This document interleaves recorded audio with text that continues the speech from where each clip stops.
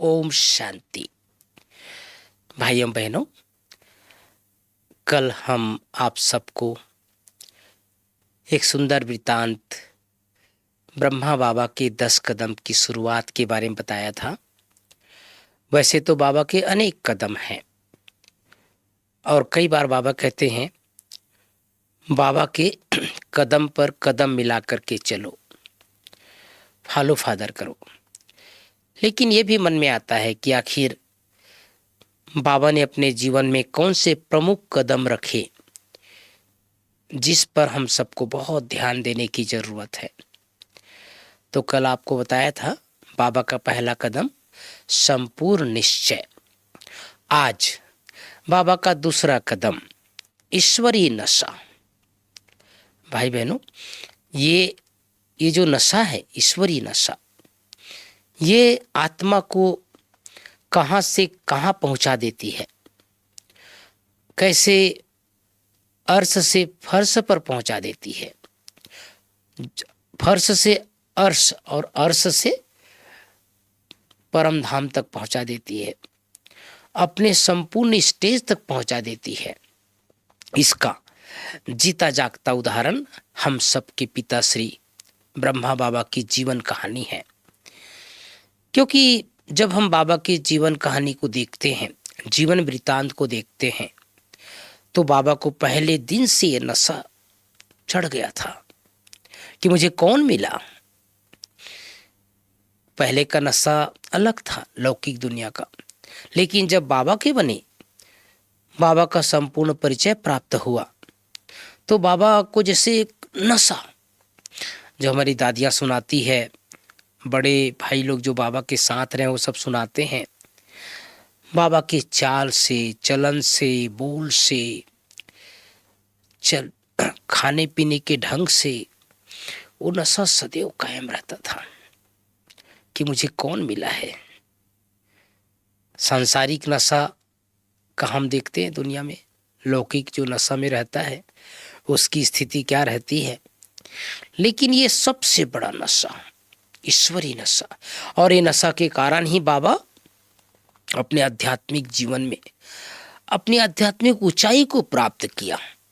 अगर हम नशा के बारे में बात करें तो पहले दिन से बाबा के जीवन को देखते हैं, भगवान को प्राप्त करने का नशा, और दूसरा भगवान का रथ बनने का नशा। ये भी कोई कम भाग्य की बात नहीं है। संसार में इतने सारे ऋषि मुनि साधु संत महात्मा हुए, गणमान्य व्यक्ति हुए, अच्छे अच्छे पहुंचे हुए संत महात्मा हुए, लेकिन भगवान किस तन का आधार लेते हैं, है ना। बाबा किस रथ में प्रवेश करते हैं, किस नंदी का सहारा लेते हैं, ये भी तो बहुत बड़ी बात है ना भाई बहनों। कईयों को ऑब्जेक्शन भी होता है कि यही कैसे ब्रह्मा है, ये ब्रह्मा का चित्र आप लोगों ने कैसे बना दिया, है ना। कई लोग ये समझते हैं कि भक्ति मार्ग में हम सब ने वो देखा है, ब्रह्मा के जो 4 मुख है और हाथों में वेद शास्त्र, तो इस तरह से जो चित्र दिखते हैं लोगों में, तो उसकी तुलना करते हैं, ये कौन सा ब्रह्मा है। लेकिन जब भगवान आते हैं तो एक साधारण मनुष्य, एक साधारण वृद्ध तन, जो अनुभवी रहते हैं, लौकिक दुनिया के अनुभवी रहते हैं, उस तन का बाबा आधार लेते हैं। और इसीलिए बाबा को नशा रहता था, और नशा के कारण ही बाबा अपने बच्चों की पालना किए।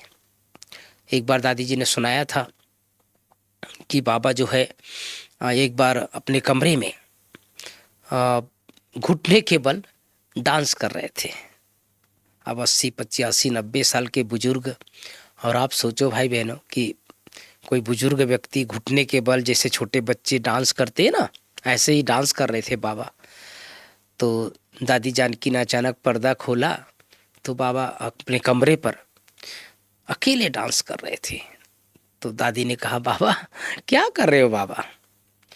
तो बाबा ने क्या बोला, बच्चे बाप को नशा चढ़ गया है। क्या नशा चढ़ गया है? आज मैं बुजुर्ग हूँ, आज वृद्ध तन में हूँ, और कल जाके विष्णु बनूंगा। तो ये कोई कम नशा नहीं है।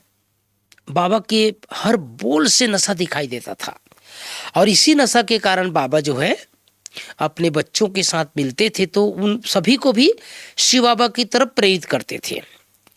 एक छोटी सी घटना सुना देना चाहता हूँ, कैसे ब्रह्मा बाबा अपने बच्चों को हंसी हंसी में भी, मजाक मजाक में भी शिव बाबा की तरफ बुद्धि योग लगवाते थे। हमारी गांधीनगर में एक दीदी है, कैलाश दीदी, हिमाचल से निकली है, बहुत छोटेपन में आ गई थी बाबा के पास। लौकिक में ज़्यादा पढ़ी लिखी नहीं थी, घड़ी भी देखने नहीं आती थी, लंबी कहानी है। लेकिन जब साकार बाबा थे तो बाबा के साथ बहुत प्यार था दीदी को, कैलाश दीदी को। अभी भी गांधीनगर कभी भी जाए तो दीदी की पालना बहुत अद्भुत रहती है। तो दीदी ने एक बार बताया था कि जब छोटी थी तो जहाँ पर शांति स्तंभ है ना भाई बहनों, वहाँ पर धोबी घाट था, कपड़ा धुलाई होता था। तो उन दिनों, आजकल तो हम देखते हैं बड़े बड़े मशीनें लग गए हैं सभी स्थानों पर, और उन दिनों क्या होता था, बड़ी बड़ी भट्ठियाँ, बड़े लकड़ी और लकड़ी के ऊपर बर्तन डाल करके सारे कपड़े उसमें डाल दिया जाता था और वो उबलता रहता था। फिर वो लकड़ी, बड़ा सा लकड़ी, मोंगरी बोलते हैं ना, कोटेला बोलते हैं, उससे कपड़ा धुलाई होता था।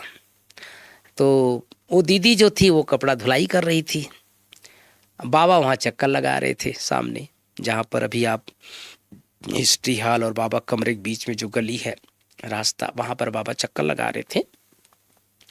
बाबा का ध्यान था कि बच्ची कपड़ा धुलाई कर रही है। बाबा अचानक चुपचाप गए, बिल्कुल दबे पाँव गए।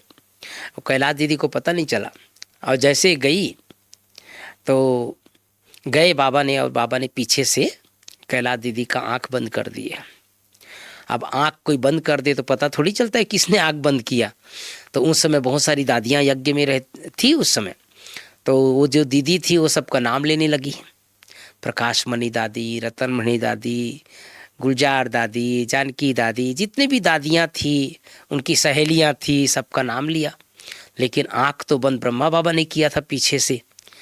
तो लास्ट में जब 40-50 लोगों का नाम ले लिया, तब बाबा ने हाथ अपना आंख से, वो दीदी की आंख से हाथ हटा दिया।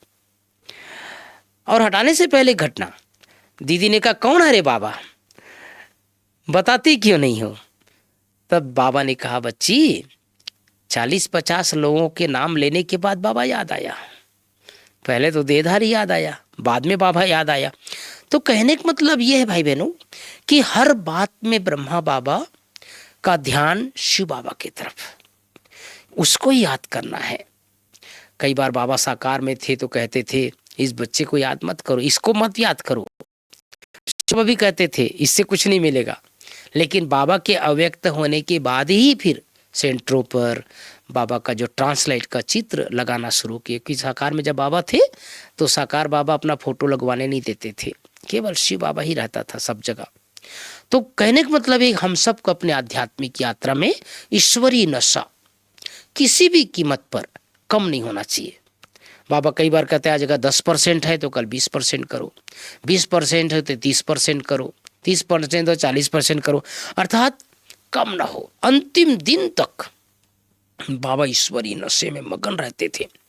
एक बार एक किसी दीदी ने बोला था कि जब लास्ट दिनों में बाबा जब आंगन पर चलते थे तो लोगों को ये नहीं लगता था कि बाबा का पैर जमीन पर है, बल्कि ये लगता था जैसे बाबा जमीन से ऊपर चल रहे हैं। यही स्थिति लोगों ने बाबा का देखा है। तो ये कब तब हो सकता है जब हमारी मन बुद्धि एकदम ईश्वरीय नशे में जैसे चूर रहे, मगन रहे। वो स्थिति ब्रह्मा बाबा की रही। तो बाबा का दूसरा कदम ईश्वरीय नशा, और हमें भी फॉलो फादर करना है, सुबह से लेकर शाम तक जीवन पर्यंत ईश्वरीय नशे में मगन रहना है। ओम शांति, ओम शांति।